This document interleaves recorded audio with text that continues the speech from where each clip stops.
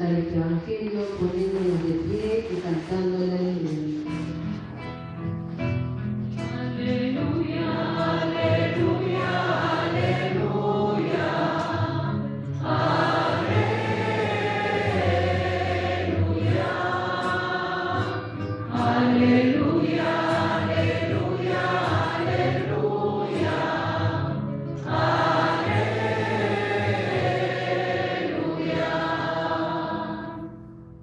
El que come mi carne y bebe mi sangre permanece en mí y yo en él, dice el Señor. Aleluya, aleluya, aleluya, aleluya,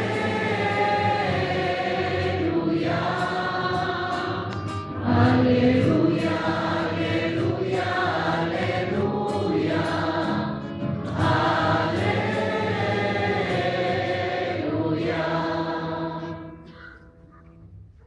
El Señor esté con ustedes. Evangelio de nuestro Señor Jesucristo según San Juan. Jesús dijo a los judíos: Yo soy el pan vivo bajado del cielo, el que coma de este pan vivirá eternamente. Y el pan que yo daré es mi carne para la vida del mundo. Los judíos discutían entre sí diciendo: ¿Cómo este hombre puede darnos a comer su carne?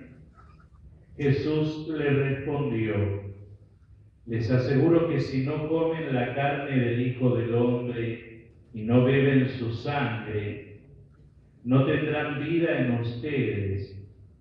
El que come mi carne y bebe mi sangre tiene vida eterna, y yo lo resucitaré en el último día. Porque mi carne es la verdadera comida y mi sangre la verdadera bebida. Y el que come mi carne y bebe mi sangre permanece en mí y yo en él.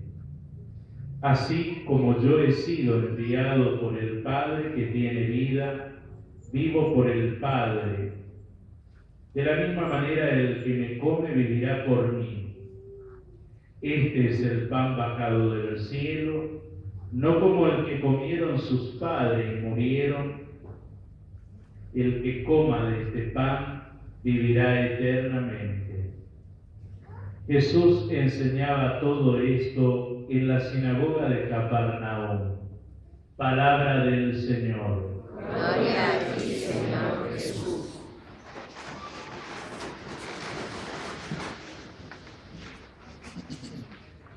Es el cuarto domingo que seguimos escuchando el texto del capítulo 6 del Evangelio de Juan sobre el discurso del pan de vida, que se abre con aquella multitud que es saciada con la multiplicación de los panes, después que lo busca a Jesús y le reclaman un signo para poder creer en él, y le van a pedir que le den siempre de ese pan. Luego murmurarán diciendo: Este dice que es el pan bajado del cielo. Y ahora los judíos discuten entre sí cómo este hombre puede darnos a comer su carne.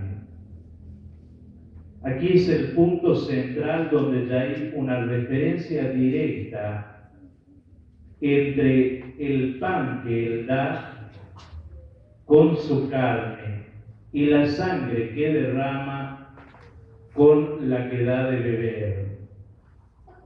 Ahora bien, esa carne y esa sangre se nos da en la Eucaristía.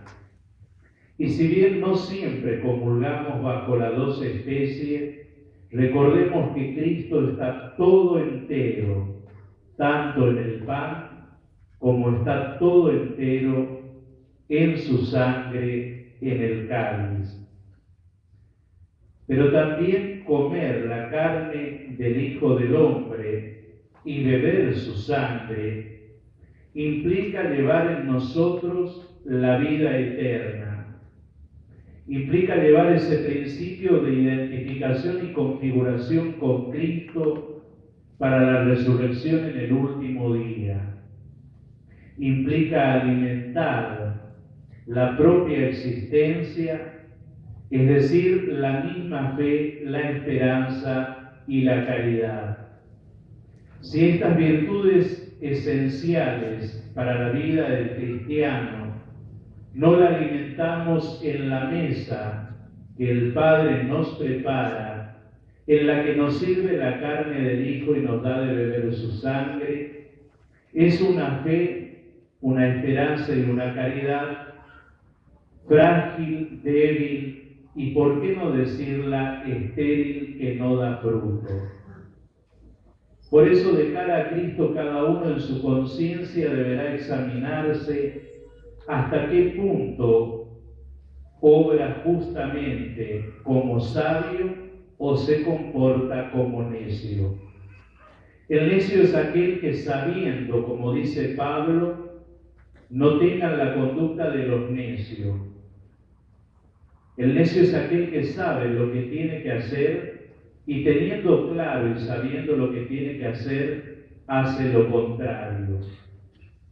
En el caso del cristiano, si sabe que el culmen de su vida es la Eucaristía, que es la que da sentido a toda su existencia y que sin ella no puede llegar al cielo ni tampoco transformar la realidad en la que está llamado a transformarla, prioriza el descanso, el paseo, la familia, prioriza el consumo, prioriza la diversión.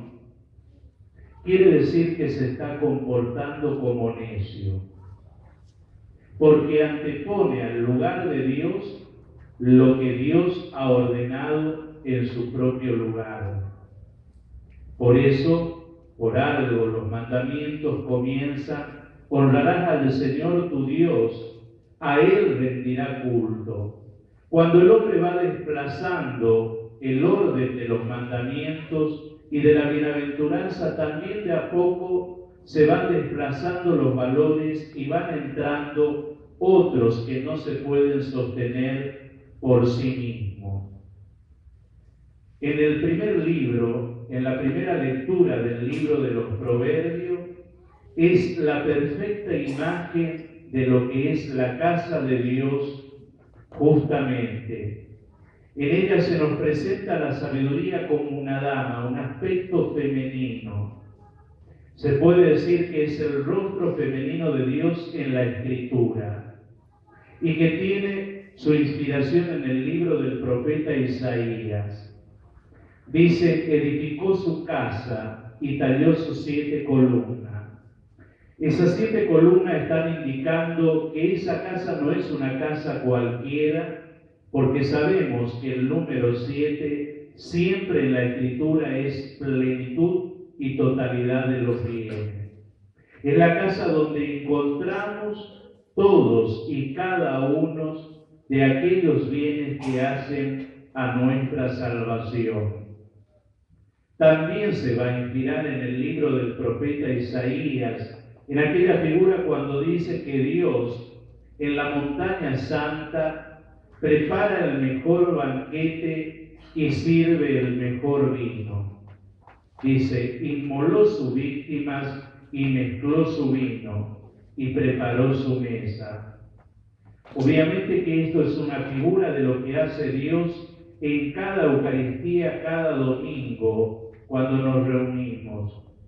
Él vuelve a inmolar a su Hijo, no del mismo modo que sucedió en la cruz, sino bajo el sacramento, y también mezcla lo mejor del vino para darnos a beber su sangre en la mesa de los hijos, donde no tenemos que dejar caer ninguna migaja, ni pisotear en nuestra vida cotidiana lo que recibimos como alimento de los hijos en la mesa del Padre.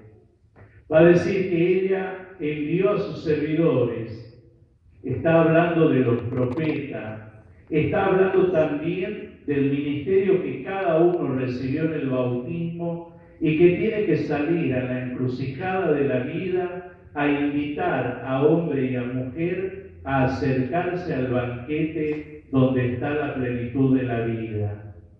No quedemos solamente que fue una función de algunos elegidos o iluminados en la historia de la salvación. Es la responsabilidad que recibimos cada uno el día de nuestro bautismo. Por eso en la Eucaristía de nuevo tenemos que volver a examinar hasta qué punto realmente estamos comprometidos en la causa del reino. Dice, el que sea incauto que venga aquí. El incauto es aquel que no tiene claro, es decir, que no tiene un conocimiento pleno de lo que está sucediendo. Pero sí hay todo un potencial de ir instruyéndose en la verdad, es decir, hacer la experiencia, el conocimiento justamente y crecimiento en la misma Eucaristía. El falto de entendimiento, vengan, coman de mi pan, beban del vino que yo mezclé. Justamente a diferencia del necio, que sabiendo que ahí está la vida, que ahí está la fuerza y que está su salvación, el incauto y el falto de entendimiento es invitado a hacer la experiencia del conocimiento que no tiene que ver, si bien está sostenido por la razón, la inteligencia, pero tiene que ver con la experiencia de dejarse abrazar por el misterio de Dios que sale al encuentro y lo salva, y al mismo tiempo ir haciendo el camino de la inteligencia del misterio que solo el Espíritu es aquel que nos va conduciendo en ese misterio y nos hace adentrar en la riqueza que Él contiene. Por eso, qué buenas las palabras del autor de la carta de los Efesios. Cuiden mucho su conducta, es decir, el cristiano tiene que resplandecer por el modo con que obra en el mundo y en lo cotidiano, pero para eso debe dejarse transformar, como también van a decir los padres, cristificar su vida desde la experiencia de la Eucaristía. Sepan aprovechar bien el momento presente, porque son tiempos malos. ¿Cómo el cristiano puede transformar la adversidad y lo negativo de la sociedad cuando tampoco él se compromete a vivir coherentemente con el Evangelio? Si parte de nosotros los cristianos somos también los que nos entregamos a la perdición, somos parte de lo que fomentamos a veces los antivalores en nuestra propia cultura. No sean irresponsables, sino traten de saber cuál es la voluntad del Señor.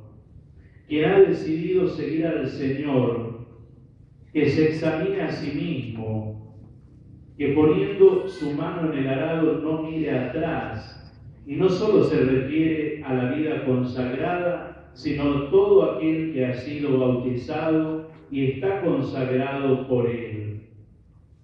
Obviamente que si en la primera lectura y en el Evangelio aparece el vino, como aquello donde Dios quiere alegrar con la presencia de su sangre al pueblo, acá en la carta del autor a los Efesios, el vino tiene justamente una connotación negativa.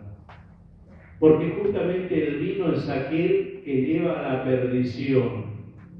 ¿Cuántos jóvenes también hoy están perdidos porque se entregan a la borrachera, a la droga y al libertinaje? ¿Por qué no decirlo? Cuando no asumen un amor responsable que nace de una libertad sana.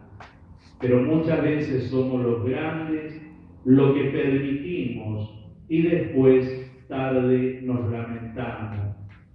Dejemos que el Espíritu Santo sea aquel que guíe nuestra conducta, nos ayude a discernir lo que agrada a Dios y sobre todo que nos ayude a acercarnos a la mesa de los hijos no como necios, no como aquellos que desconocen lo que están recibiendo, no como aquel que ignora lo que significa recibir a Cristo en su vida y el compromiso que lleva recibirlo en uno.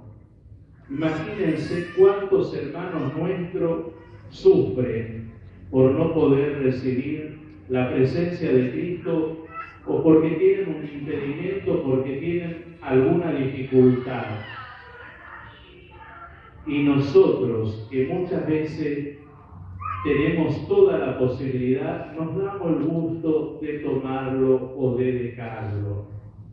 ¿Les parece que seremos tratados con la misma misericordia el día del juicio, cuando en realidad no sabemos aprovechar, porque en el fondo nos estamos burlando de aquel que tiene un impedimento y que con ansia desea y quiere recibir la presencia de Cristo?